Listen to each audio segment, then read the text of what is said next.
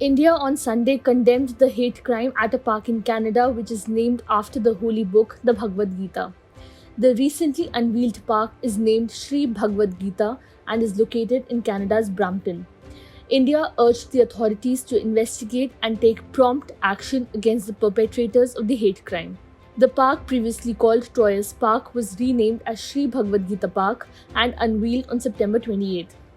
We condemn the hate crime at the Sri Bhagavad Gita Park in Brampton. We urge the Canadian authorities and Peel Police to investigate and take prompt action on the perpetrators, High Commission of India in Ottawa said in a tweet.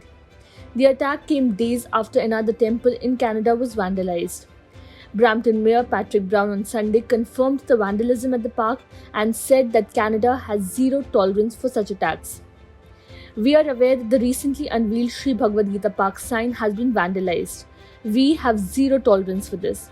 We have flagged Peel Regional Police for further investigation. Our Parks Department is working to resolve and correct the sign as soon as possible, Brown tweeted on Sunday. The event comes just 10 days after India issued an advisory for Indian nationals and students in Canada to remain vigilant as there was a sharp increase in hate crimes and anti-India activities. The MEA urged Indian nationals and students to register themselves with the High Commission of India in Ottawa or the consulates in Toronto and Vancouver through their respective websites or the MADAD portal, that is the Madad portal. The Foreign Ministry said that it has taken up incidents of hate crime, sectarian violence, and anti-India activities with Canada and has asked for the investigation and action. The perpetrators of these crimes have not been brought to justice so far in Canada, said a ministry statement. Canada is home to 1.6 million people of Indian origin and non-resident Indians.